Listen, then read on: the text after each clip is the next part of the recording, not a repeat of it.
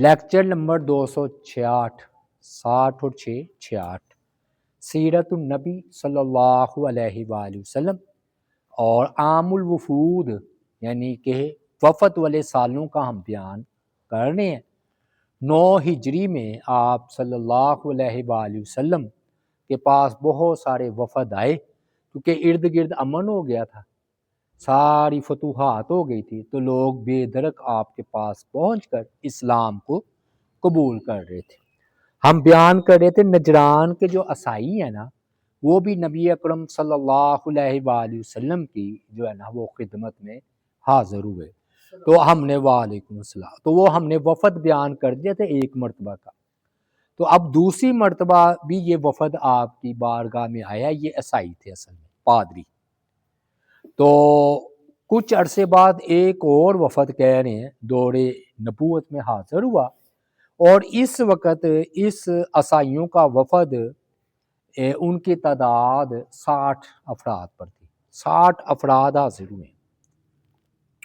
ان میں 14 جو ہے نا سردار قسم کے تھے، اور 14 میں سے بھی جو 3 ہے نا جو کہ بہت اونچے درجے پر تھے، سرکاری عہدوں پر، جن میں تو ایک پہلے والے ابو حارثہ ہیں، شرجیل ہیں، اور ایک نے عبد المسیح یا عاقب ہیں۔ اب ہوا یہ تھا کہ عیسائیت پھیلی نا روم کی طرف سے، رومی، تو لوگ جن کا غلبہ ان کا دین قبول کر لیتے ہیں، تو ادھر پھر لوگوں نے عیسائیت قبول کر لی، تو وہ پھر گرجا گھر بنائے گئے، پادری تھے۔ تو جو روم کا بادشاہ تھا نا، یہ تو عیسائی تھے نا، انہوں نے ان کو پھر بڑی عزت دی اور ان کو جائیدادیں دی اور گرجا گھر بنائے، تو انہی کے پادریوں کو امام مقرر کیا، ان کا امام پادری۔ اب نا ایک سفر کا واقعہ، جب یہ نجران کا وفد نبی اکرم صلی اللہ علیہ وآلہ وسلم کی خدمت میں آ رہا تھا، تو اس کے نا دائیں پہلو میں نا اس کا ایک بھائی قرض اس کا نام تھا، وہ بھی ساتھ چل رہا تھا۔ اچانک ابو حارثہ جو ہے نا، ابو حارثہ، ان کا خچر پھسل گیا، تو اس نے توبہ نعوذ باللہ کہا کہ یہ جو خچر پھسلا ہے نا، ابو حارثہ نے کہا قرض کو کہ یہ وہ جو توبہ نعوذ باللہ منحوس ہے نا نبی صلی اللہ علیہ وآلہ وسلم، یہ ان کی بے برکتی ہے۔ جب قرض نے یہ کہا تو ابو حارثہ نے فوراً کہا انہیں منحوس نہ کہو۔ تو انہوں نے کہا یہ آپ کیا کہہ رہے ہیں؟ انہوں نے کہا یہ وہی نبی ہیں جن کی بشارتیں جو ہے نا پیچھے دی گئی تھی اور ہم ان کے منتظر تھے۔ تو قرض نے آگے سے پوچھا پھر رکاوٹ کیا ہے؟ آپ پادری ہیں، پھر اسلام قبول کر لے۔ اس نے کہا بات یہ کہ رومیوں نے جو ہمیں اتنی عزت دی ہے، جگیریں دی ہوئی ہے، ہاں جی، وہ ساری جائیدادیں ضبط ہو جائیں گی، تو اگر ہم مسلمان ہو جائیں گے تو ہم سے بدترین سلوک کریں گے، تو میں اپنی ساری جائیدادیں گنوا بیٹھوں۔ واقعی یہ سننے میں تو عام ہے، لیکن جس کو پھر قربانی دینی پڑے بڑا مسئلہ ہو جاتا ہے۔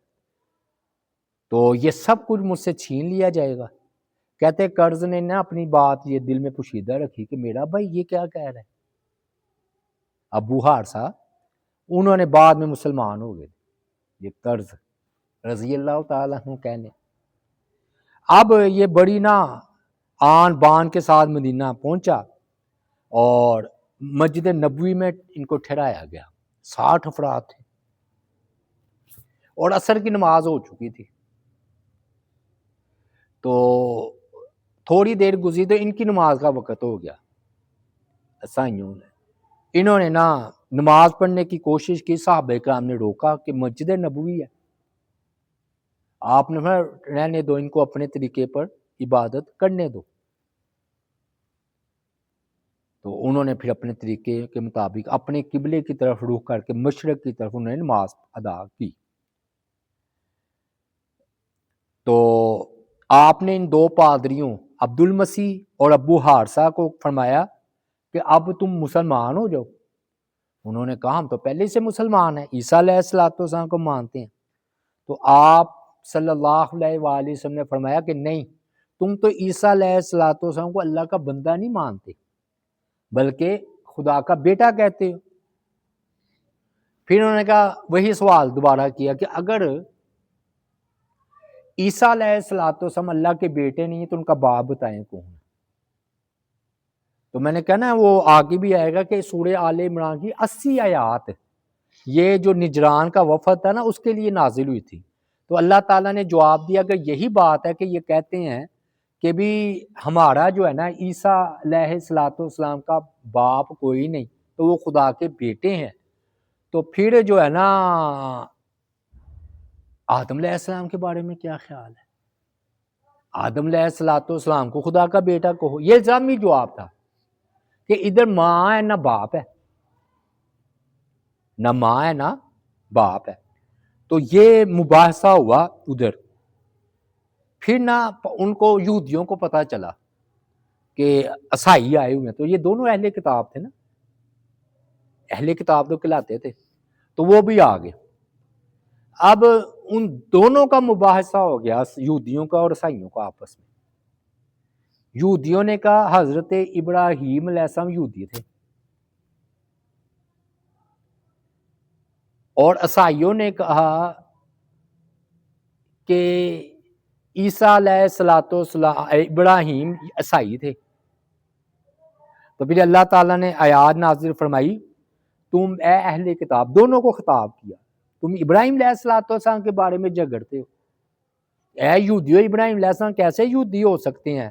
تورات تو بعد میں نازل ہوئی ہے اور ابراہیم علیہ السلام پہلے تھے۔ اور اے عیسائیو، عیسیٰ علیہ السلام وہ عیسائی کیسے ہو سکتے ہیں؟ انجیل تو بعد میں نازل ہوئی ہے۔ ہاں وہ حنیفن تھے، مسلمن تھے اور مشرکوں میں سے نہیں تھے۔ پھر اللہ تعالیٰ نے اعلان کیا کہ یہ جو نبی ہے نا صلی اللہ علیہ وآلہ وسلم اور ایمان لانے والے، یہ ہیں ابراہیم علیہ السلام کے قریب۔ وجہ جو بیت اللہ انہوں نے بنایا تھا ان کو قبلہ قرار دیا نبی علیہ السلام اور اللہ نے، اور انہی کی سنتوں کو زندہ کیا حج، اور انہی کے نام پر یہ بڑی عید مناتے ہیں ابراہیم علیہ السلام کی یاد میں۔ تو کون پھر ان کے زیادہ قریب ہوا؟ بات بڑی زبردست تھی اور صحیح تھی۔ تو معلوم ہوا کہ ابراہیم علیہ السلام ہاں مسلمان تھے، دلائل ہم نے دے دیے، تم کون سے قریب ہو؟ پھر معاملہ ایسے ہوا کہ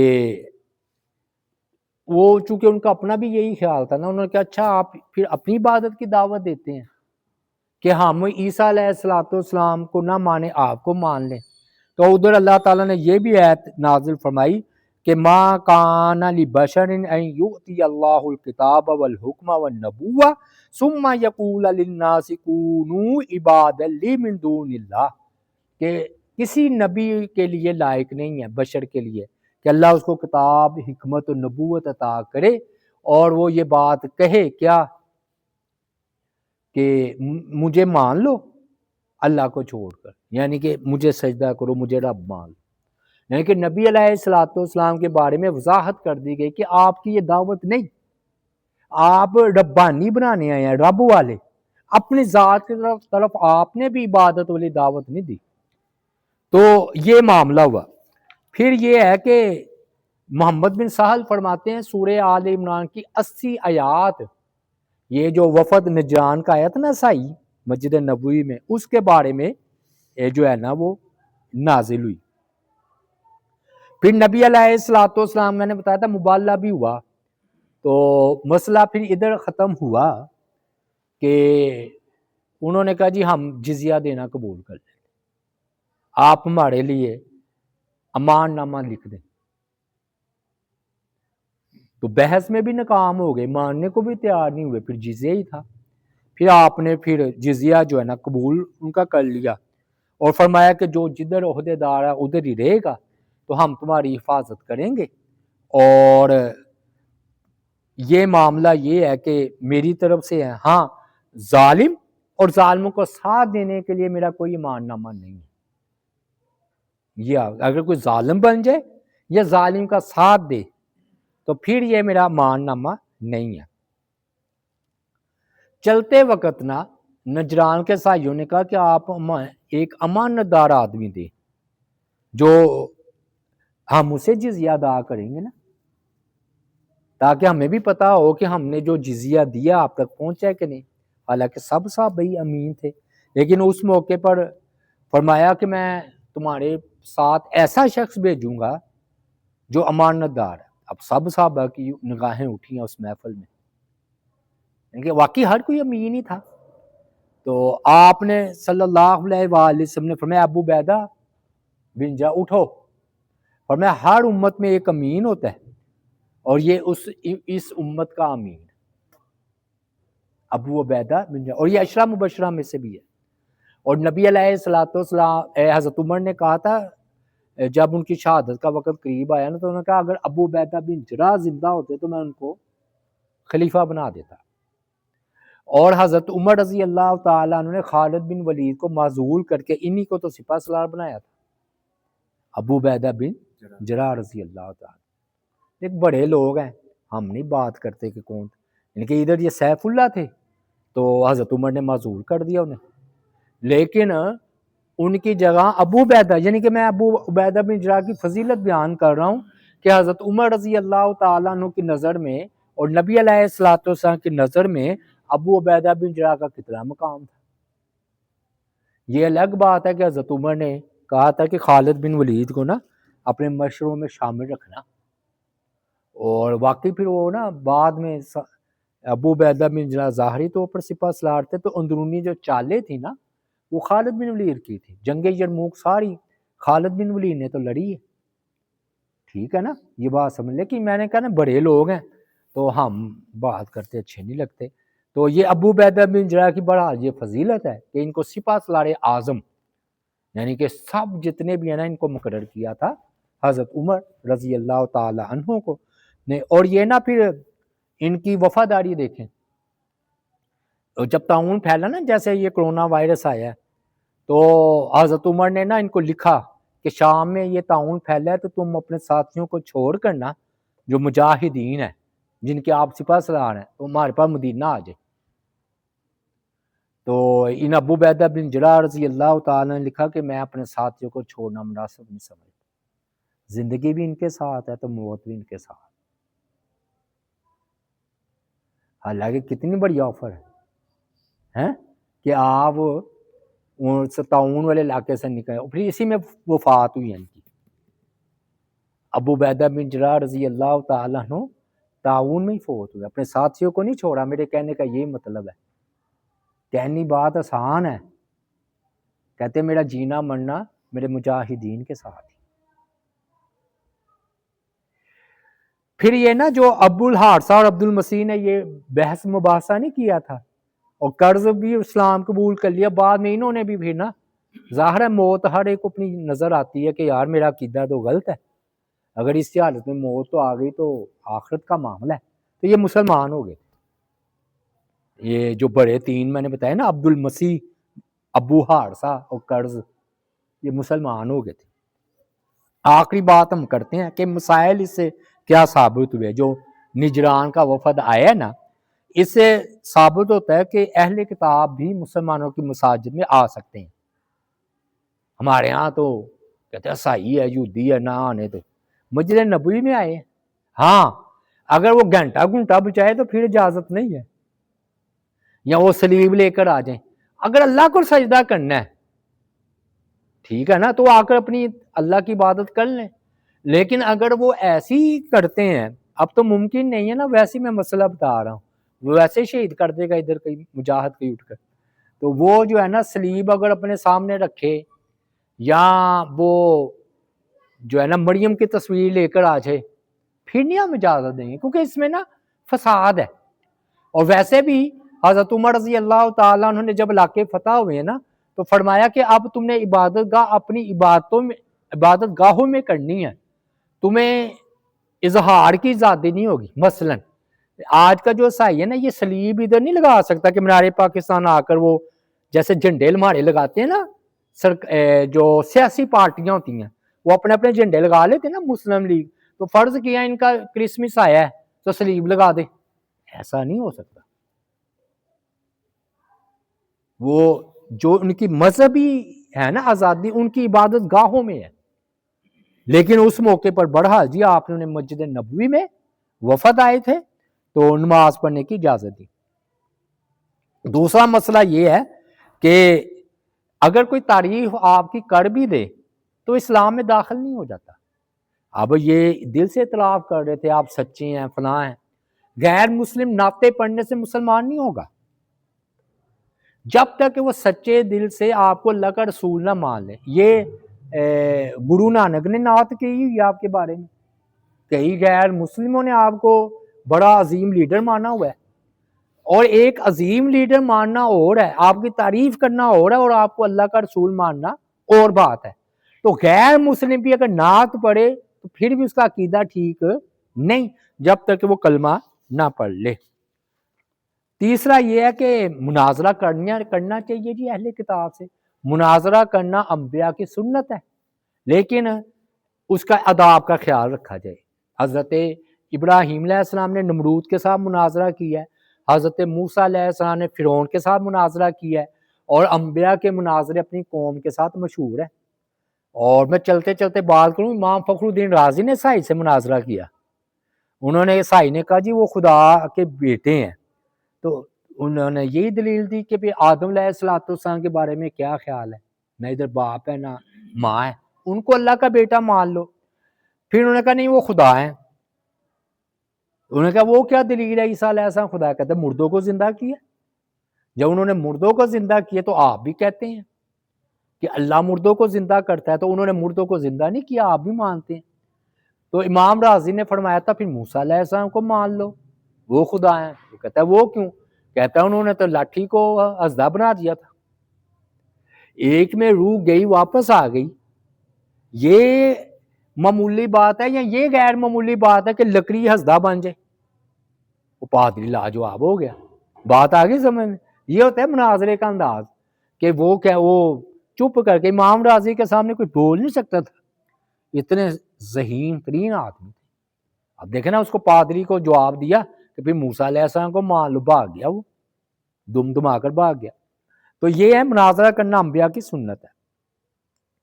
ہاں اس سے یہ بھی ثابت ہوا کہ کسی کی تعظیم عبادت کی حد تک نہیں کرنی۔ عیسیٰ علیہ السلام اللہ کے بندے رسول ہیں، اب ان کا غلو ہے کہ ان کو خدا کا بیٹا کہہ دینا۔ اب شیعہ حضرت علی رضی اللہ تعالیٰ عنہ کو پہلا خلیفہ مانتے ہیں، ہم کہتے ہیں یہ غلو ہے۔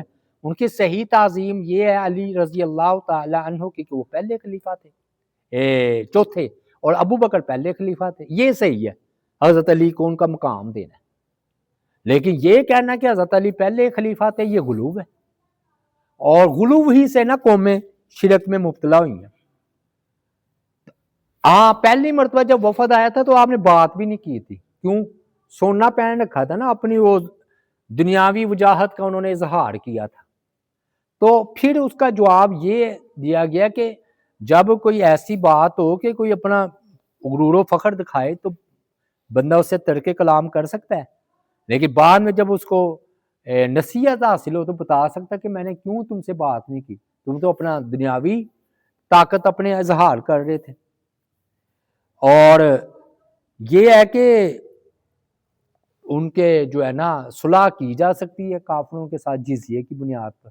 یہ جزیہ ٹیکس ہوتا تھا، اور یاد رکھیے یہ غیر مسلموں کے لیے تھا، یہ انہوں نے ہم پر ہی ٹھوک دیا۔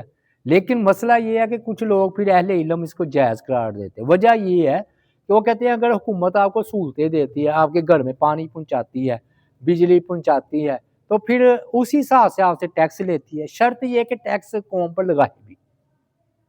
تو اس لحاظ سے وہ یہ جو جزیہ ٹیکس تھا یہ غیر مسلموں کے لیے تھا، مسلمانوں کے لیے اپنا بیت المال تھا۔ لیکن بہرحال جدید شکل اختیار کر گئی، خلافت ختم ہو گئی، جمہوریت آ گئی، ٹیکس لگا دیے گئے ہم پر، لیکن قوم یہ کہتی ہے چلو لے لو لیکن ہم پر لگاؤ بھی تو صحیح۔ اچھا یہ ہے کہ کسی خاص آدمی کو بھی قاصد بنا کر اہل کفر کی طرف بھیج سکتا ہے، جیسے نبی اکرم صلی اللہ علیہ وسلم ابو عبیدہ بن جراح رضی اللہ تعالیٰ عنہ کو بھیجا کہ جاؤ یہ میری امت کا امین ہے۔ تو یہ ہم کیا بیان کرنے ہیں کہ وفد 9 ہجری تھی، تو وفد آپ کی بارگاہ میں آ رہے ہیں، تو یہ سلسلہ ہم نے یہ شروع ہوا ہے 262 سے، یعنی کہ یہ سلسلہ جو ہے نا جب ہم نے 262 لیکچر دیا تھا ادھر سے یہ وفود آ رہے ہیں آپ کی بارگاہ میں، کیونکہ ہر طرف اسلام غالب آ چکا ہے، کوئی راستے میں رہا نہیں تو لوگ در در آ رہے ہیں، علمی بحث مباحثے بھی ہو رہے ہیں عام بھی، تو یہ سلسلہ چل رہا ہے انشاءاللہ۔ 267 یہ لیکچر تھا، اگلا 60 اور 7 نہیں 67 267 یہ لیکچر ہے اور اگلا 68 ہوگا۔ اللہ تعالیٰ سے دعا ہے اللہ تعالیٰ عمل کی توفیق عطا فرمائے۔ وما علینا الا البلاغ المبین۔